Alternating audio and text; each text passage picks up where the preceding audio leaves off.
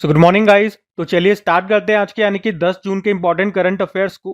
तो आज बहुत सारे इंपॉर्टेंट प्रश्न हमें देखने को मिलेंगे, जिसमें सबसे इंपॉर्टेंट प्रश्न ये रहा आपके सामने कि अभी हाल ही में राजा खास गांव ये किस राज्य का पहला सौर मॉडल गांव घोषित किया गया है? तो आंसर हो जाएगा हिमाचल प्रदेश। तो अभी हिमाचल प्रदेश के कांगड़ा डिस्ट्रिक्ट के राजा खास गांव को राज्य का पहला सोलर मॉडल विलेज घोषित किया गया है। इसे प्रधानमंत्री सूर्य घर मुफ्त बिजली योजना के तहत चुना गया है। और प्रधानमंत्री सूर्य घर मुफ्त बिजली योजना के बारे में आपको याद रखना है, इसे मोदी जी ने कब शुरू किया था? 15 फरवरी 2024 को लॉन्च किया था। इसमें अगर आप अपने घर की छतों पे सोलर प्लेट्स लगवाते हो तो आपको एक तो हर महीने 300 यूनिट मुफ्त बिजली मिलेगी और छत पर सोलर पैनल लगाने के लिए 40% तक सब्सिडी भी आपको दी जाती है। अच्छा, अब सोलर की बात है तो सोलर से ही संबंधित कुछ करंट अफेयर्स के प्रश्न मैं आपको यहाँ पे रिवाइज कराऊंगा, ध्यान से सुनना। अगर पूछे भारत का पहला सौर ऊर्जा संचालित गांव कौन सा बना था? भारत का पहला गुजरात का मोढेरा गांव। अभी महाराष्ट्र का पहला सोलर विलेज बना मान्याचीवाड़ी सतारा जिले में है। देश के पहले सोलर रूफटॉप सिस्टम का उद्घाटन किया गया था गांधीनगर गुजरात में। देश का पहला सोलर सिटी बना सांची मध्य प्रदेश। दीव ये पूरी तरह से सौर ऊर्जा से चलने वाला भारत का पहला शहर बना।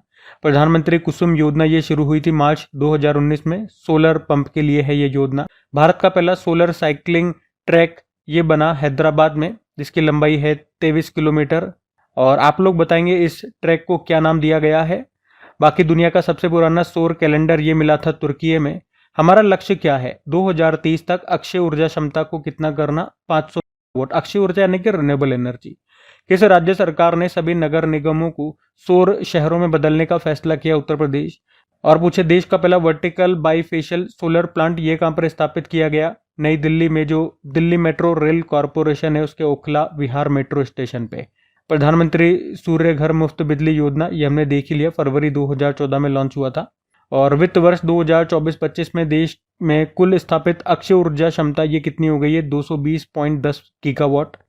फरवरी 2025 तक भारत के किस राज्य में सबसे अधिक रेलवे स्टेशनों पर सौर ऊर्जा संयंत्र स्थापित किए गए? राजस्थान। कितने? 275 स्टेशनों पर। दुनिया का पहला पूर्णतः नवीकरणीय ऊर्जा से चलने वाला शहर कौन सा होगा? अमरावती, जो आंध्र प्रदेश में है। और भारत में सौर ऊर्जा से पूरी तरह से संचालित होने वाली पहली विधानसभा कौन सी होगी? दिल्ली।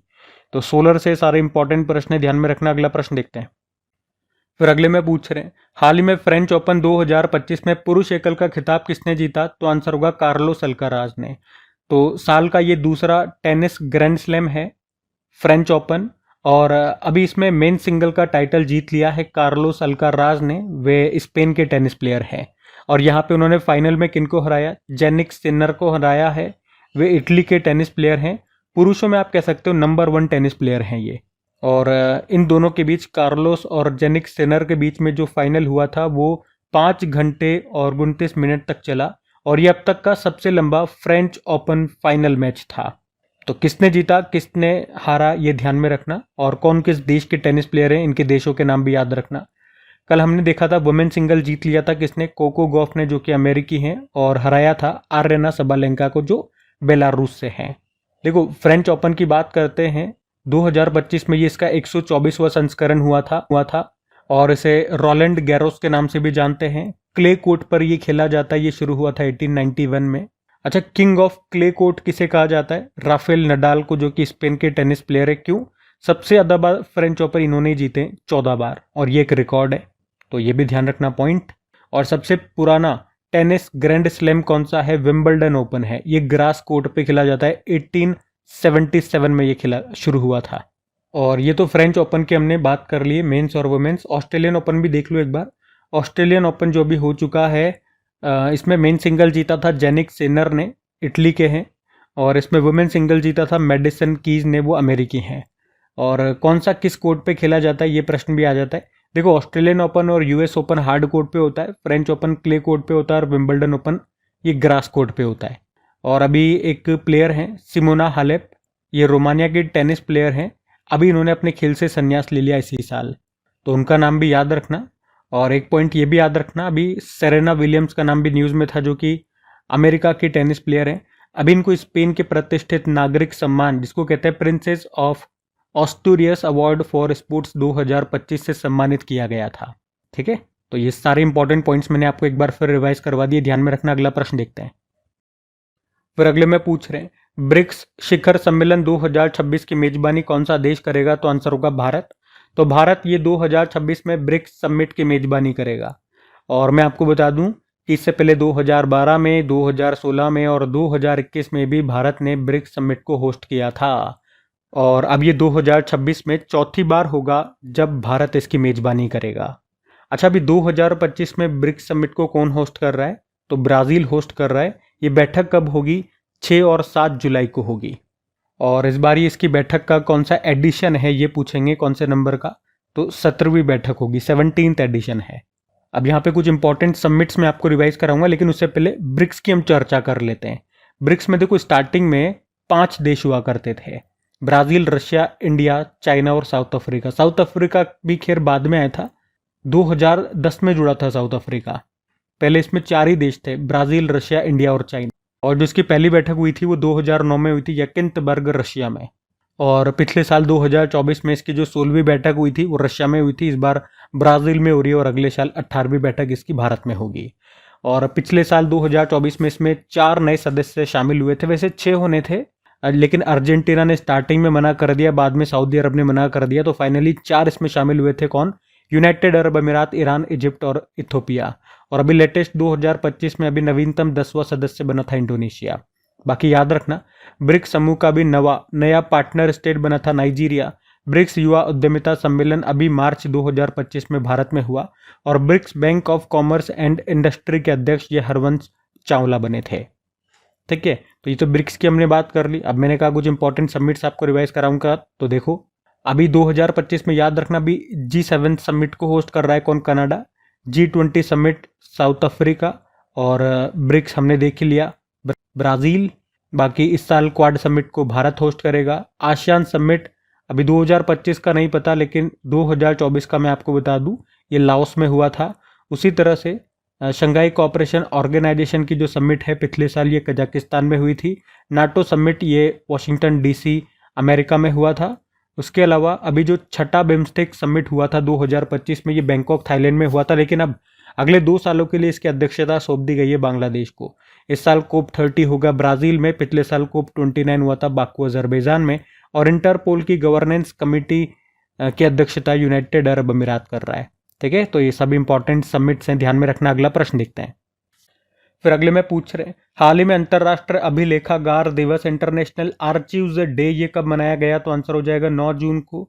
तो हर साल 9 जून को इंटरनेशनल आर्चीव्स डे के रूप में मनाया जाता है। ये दिन हमारे समाज में अभिलेखों और अभिलेखागारों की महत्वपूर्ण भूमिका के बारे में जागरूकता बढ़ाने के लिए समर्पित है।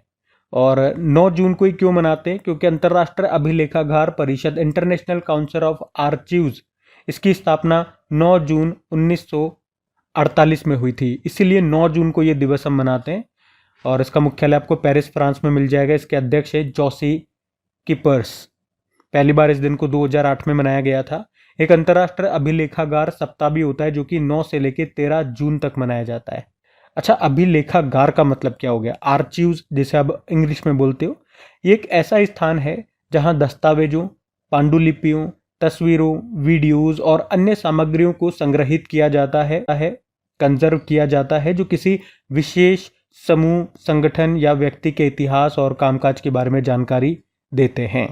तो ऐसे दस्तावेजों का यहाँ पे ध्यान रखा जाता है, उन्हें संरक्षित रखा जाता है। अब डे वाला प्रश्न है, तो देखते हैं एक बार जून में अभी तक कौन कौन से दिवस हम मना चुके हैं। तो देखो, 1 जून को हमने वर्ल्ड मिल्क डे मनाया था। 1 जून को ग्लोबल डे ऑफ पेरेंट्स, वैश्विक अभिभावक दिवस। 3 जून को वर्ल्ड बाइसिकल डे। 5 जून को वर्ल्ड एनवायरनमेंट डे। 7 जून को वर्ल्ड फूड सेफ्टी डे। 8 जून को वर्ल्ड ओशियन डे। 8 जून को ही वर्ल्ड ब्रेन ट्यूमर डे के रूप में मनाया था। ठीक है, तो ये अभी तक के जून के इंपॉर्टेंट डेज है, ध्यान में रखना। अगला प्रश्न देखते हैं। फिर अगले में पूछ रहे हैं, हाल ही में किस भारतीय को अभी ICC हॉल ऑफ फेम में शामिल किया गया? तो सही उत्तर हो जाएगा महेंद्र सिंह धोनी। तो अभी टीम इंडिया के पूर्व कप्तान महेंद्र सिंह धोनी को ICC हॉल ऑफ फेम में शामिल किया गया है और वे ये सम्मान पाने वाले 11वें भारतीय खिलाड़ी बन गए हैं। अच्छा, महेंद्र सिंह धोनी से याद आएगा, अभी ये इसी साल बात करें 2025 में 2 कंपनियों के ब्रांड एम्बेसडर बने थे। एक तो डिटोल के और एक यूरो ग्रिप टायर के ब्रांड एम्बेसडर बने थे। और आईसीसी की बात करें, इंटरनेशनल क्रिकेट काउंसिल की स्थापना होती है 1909 में, हेडक्वार्टर दुबई यूएई में हो गया और चेयरमैन है जय शाह। एक पॉइंट ये भी याद रखना कि आईसीसी हॉल ऑफ फेम में शामिल होने वाली पहली भारतीय महिला कौन थी, डायना एडुलजी, और दूसरी भारतीय महिला नीतू डेविड बनी थी। ठीक है, ये दो नाम भी जरूर याद में रखना। अगला प्रश्न देखते हैं। फिर अगले में पूछ रहे हैं, अभी हाल ही में इंडोनेशिया ओपन बैडमिंटन टूर्नामेंट 2025 को किसने जीत लिया है? तो आंसर होगा एंडर्स एंटोनसेन ने। हम बात कर रहे हैं इंडोनेशिया ओपन बैडमिंटन टूर्नामेंट 2025 की। इसमें मेन सिंगल का टाइटल जीत लिया एंडर्स एंटोनसेन ने। ये डेनमार्क के प्लेयर हैं और पहली बार इन्होंने ये टाइटल जीता है। इन्होंने फाइनल में हराया है चोउ टिनचेन को, जो कि ताइवान के खिलाड़ी हैं। जबकि वुमेन सिंगल का खिताब एन से यंग ने जीता, वो साउथ कोरिया के प्लेयर है और ये खिताब पाने वाली वो, मतलब ये खिताब उन्होंने दूसरी बार जीता है। ये उनका सेकंड टाइटल है। यहाँ पे उन्होंने हराया किसे? वांग छीजी को हराया, वो चाइना की प्लेयर है। सिंपल सा याद रख लो, इंडोनेशिया ओपन बैडमिंटन टूर्नामेंट में मेन सिंगल वुमेन सिंगल किसने जीता है? तो मेन सिंगल एंडर्स एंटोनसेन ने, डेनमार्क के प्लेयर है, और वुमेन सिंगल जीता An Se Young, South Korea की प्लेयर है। अब देखो, बैडमिंटन से संबंधित इस साल जो इंपॉर्टेंट इवेंट हुए वो मैं आपको रिवाइज करवाता हूँ। एक तो सबसे पहले आप याद रखना भाई, इंडिया ओपन बैडमिंटन टूर्नामेंट हुआ था, जिसे योनेक्स सनराइज इंडिया ओपन भी कहते हैं। ये अभी इसका 22वां संस्करण था। उसमें मेन सिंगल विक्टर एक्सेलसेन ने जीता, वो डेनमार्क के हैं, और वुमेन सिंगल आन सी यंग ने जीता, साउथ कोरिया के प्लेयर हैं। और अभी चौथा बैडमिंटन एशिया मिक्स्ड चैंपियनशिप हुआ था चीन में, उसको इंडोनेशिया ने जीता, चाइना को हराया था। उसके अलावा बी सुमित रेड्डी का नाम याद रखना, ये भारतीय बैडमिंटन प्लेयर है, अभी संन्यास ले लिया इन्होंने। और अभी जो सुधीरमन कप हुआ था, एक तो यही प्रश्न बन जाएगा, सुधीरमन कप का संबंध किससे है? बैडमिंटन से है। अभी 19वां संस्करण हुआ था चीन में, चीन ने जीत लिया, साउथ कोरिया को हरा दिया। और एक ये शीट देखो, इसमें एग्जाम में पूछे गए ये तीनों इंपॉर्टेंट प्रश्न है। जैसे कि ओलंपिक में पदक लाने वाली पहली भारतीय बैडमिंटन प्लेयर का नाम साइना नेहवाल है। 2012 में जो लंदन ओलंपिक हुए थे उसमें ब्रोंज लाई थी ये। बैडमिंटन एसोसिएशन ऑफ इंडिया की स्थापना पूछी गई थी 1934 में। और वर्ल्ड बैडमिंटन चैंपियनशिप 2026 कहाँ पे होगा? भारत में होगा। और बैडमिंटन एसोसिएशन ऑफ इंडिया की बात करें, स्थापना होती है 1934 में, हेडक्वार्टर नई दिल्ली में है, हेड है हेमंत बिस्वा शर्मा, जो असम के मुख्यमंत्री भी हैं। और बैडमिंटन वर्ल्ड फेडरेशन की बात करें तो इसकी भी स्थापना 1934 में होती है, हेडक्वार्टर कुआलालंपुर मलेशिया, और प्रेसिडेंट अभी नई बनी है, खुनयिंग पटामा इनका नाम है, थाईलैंड से है। और कुछ कप्स एंड ट्रॉफीज देखो तो Thomas cup, Uber cup, Sudirman cup, Narang cup, Rahmatullah cup, Chadha cup, इन सबका संबंध है बैडमिंटन से। तो ये सब ध्यान में रखना। अगला प्रश्न देखते हैं। फिर अगले में पूछ रहे हैं, अभी हाल ही में किसे भारतीय उर्वरक संघ का अध्यक्ष नियुक्त किया गया? तो आंसर हो जाएगा शैलेश सी मेहता को। तो शैलेश सी मेहता, जो वर्तमान में Deepak fertilisers and petrochemicals corporation limited के प्रमुख हैं, और अभी उन्हीं को फर्टिलाइजर्स एसोसिएशन ऑफ इंडिया का अध्यक्ष बनाया गया है। वे एन सुरेश कृष्णन का स्थान लेंगे। आपको बता दूं, भारत ये विश्व स्तर पर उर्वरकों का सबसे बड़ा उपभोक्ता और आयातक देश है, इंपोर्टर कंट्री। तो याद रखना, भारतीय उर्वरक संघ का अध्यक्ष बनाया गया अभी शैलेश सी मेहता को। चलो इसी बात पे कुछ और इंपॉर्टेंट अपॉइंटमेंट्स, नियुक्तियां मैं आपको रिवाइज कराता हूं। पहले एक बार ये ऑप्शन ही देख लो। एस महेंद्र देव प्रधानमंत्री के आर्थिक सलाहकार परिषद के अध्यक्ष बने। अश्विनी लोहानी प्रधानमंत्री संग्रहालय और पुस्तकालय का निदेशक बनाया गया। और Rajiv Memani CII confederation of Indian industry के नए अध्यक्ष बने थे। इसके अलावा कुछ और नियुक्तियां भी हैं, कुछ और इंपॉर्टेंट अपॉइंटमेंट्स भी हमारे पास, रिवाइज करते हैं। जैसे कि RBI के नए गवर्नर बने थे संजय मल्होत्रा, 26वें नंबर के हैं। मुख्य चुनाव आयुक्त चीफ इलेक्शन कमिश्नर बने ज्ञानेश कुमार, 26वें नंबर के। चुनाव आयुक्त इलेक्शन कमिश्नर विवेक जोशी बने। मुख्य आर्थिक सलाहकार चीफ इकोनॉमिक एडवाइजर V अनंत नागेश्वरन बने। और इनका कार्यकाल एक्चुअली में बढ़ा दिया गया था, अभी कार्यकाल बढ़ाया गया है 2027 तक। उसी तरह से नीति आयोग के CEO का भी कार्यकाल 1 साल के लिए बढ़ा दिया, नाम है BVR Subrahmanyam. Manan Kumar Mishra bar council of India के 7वीं बार अध्यक्ष बने। सेबी के 11वें अध्यक्ष तुहिन कांत पांडे बने। रक्षा लेखा महानियंत्रक controller general of defence accounts बने डॉक्टर मयंक शर्मा। नियंत्रक एवं महालेखा परीक्षक controller and auditor general of India बने कौन? के संजय मूर्ति। और लेखा महानियंत्रक कंट्रोलर जनरल ऑफ अकाउंट्स ये है SS दुबे। ठीक है, तो ये सब याद में रखना। अगला प्रश्न देखते हैं। फिर अगले में पूछ रहे हैं, हाल ही में किसने महिला challenger player of the season का पुरस्कार जीता? तो सही उत्तर होगा अनाहत सिंह ने।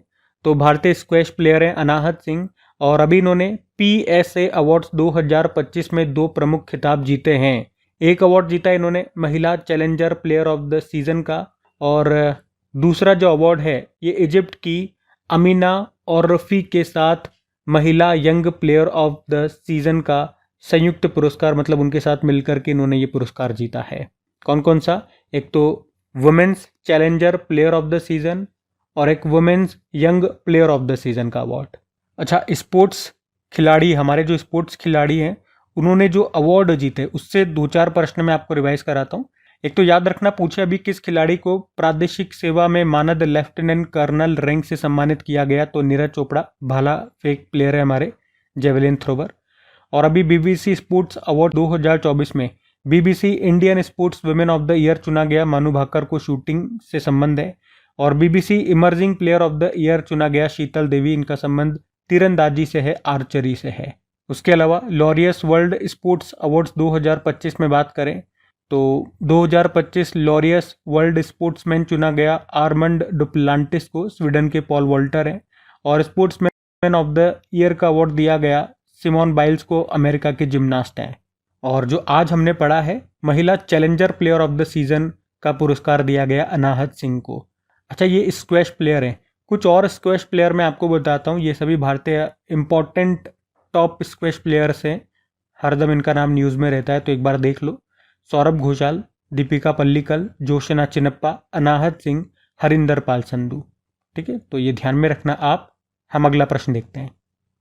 फिर अगले में पूछ रहे हैं, हाल ही में दाजी पणशीकर किस क्षेत्र के प्रख्यात विद्वान, लेखक और विचारक थे जिनका भी निधन हो गया? तो आंसर होगा मराठी साहित्य। तो दाजी पणशीकर ये मराठी साहित्य के प्रख्यात विद्वान, लेखक और विचारक थे। वे रामायण, महाभारत और संत साहित्य के गहरे अध्ययन के लिए प्रसिद्ध थे। वे हिंदू धर्म ग्रंथों और परंपराओं के गहरे जानकार थे। पर अभी 7 जून 2025 को ठाणे, महाराष्ट्र में उनका 92 वर्ष की उम्र में निधन हो गया। ठीक है, अब निधन वाला प्रश्न, कुछ और इंपॉर्टेंट व्यक्तियों के नाम मैं आपको बताता हूं जिनका इस साल निधन हो गया।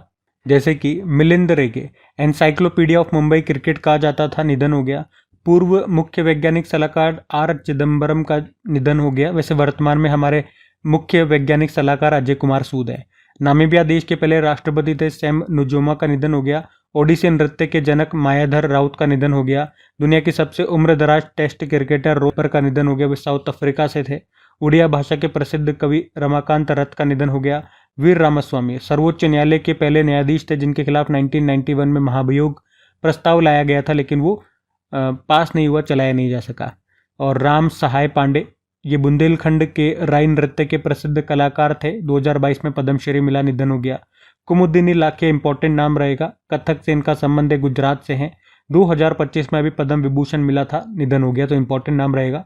अभिनेता मनोज कुमार का निधन हो गया 2015 में, 47वां दादा साहब फाल्के अवार्ड मिला था। रोमन कैथोलिक चर्च के प्रमुख पॉप फ्रांसिस का निधन हो गया, वे अर्जेंटीना से थे। आप लोग बताना अभी पॉप बनने वाले पहले अमेरिकी कौन बन गए? पॉप ये एक उपाधि होती है, एक पद होता है, और अभी नए पॉप बन गए हैं, अमेरिका से हैं, अमेरिका से वो पहले पॉप हैं। नाम बताओ उनका क्या है? बाकी डॉक्टर कृष्ण स्वामी कस्तूरी रंगन इसरो के पूर्व अध्यक्ष थे, 5वें नंबर के।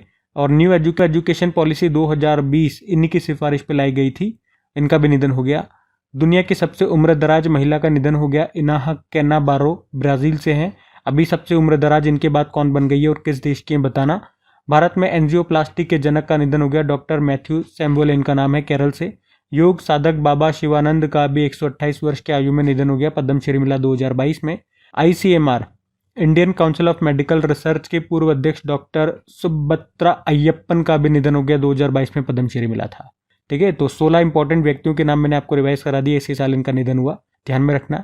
बार बार जब भी इस तरह का प्रश्न आता है, ये इंपॉर्टेंट नाम मैं आपको रिवाइज कराता रहता हूँ। बाकी ये थी आज की हमारी करंट अफेयर्स की क्लास। तो सबसे पहले तो कमेंट करके ज़रूर बताना सेशन आपको कैसा लगा। अच्छा लगा तो प्लीज़ वीडियो को सपोर्ट ज़रूर कीजिएगा, अपने दोस्तों के साथ में स्टडी ग्रुप में एक बार शेयर ज़रूर करना। वीडियो को अगर आपने अभी तक लाइक नहीं किया तो लाइक ज़रूर कर देना। बाकी इन सब की प्रैक्टिस आप कर सकते हैं। प्रैक्टिस के लिए डेली इनकी क्विज तैयार की जाती है, MCQ फॉर्मेट में टेस्ट बनाया जाता है, जो आपको मिलेगा अपनी क्रिक एग्जाम एप्लीकेशन में, जिसका लिंक नीचे डिस्क्रिप्शन बॉक्स में है, या डायरेक्ट उसे आप गूगल प्ले स्टोर से भी इंस्टॉल कर सकते हैं। बाकी चलो भी कल के करंट अफेयर्स का हम क्विक रिविजन कर लेते हैं और सेशन एंड करते हैं।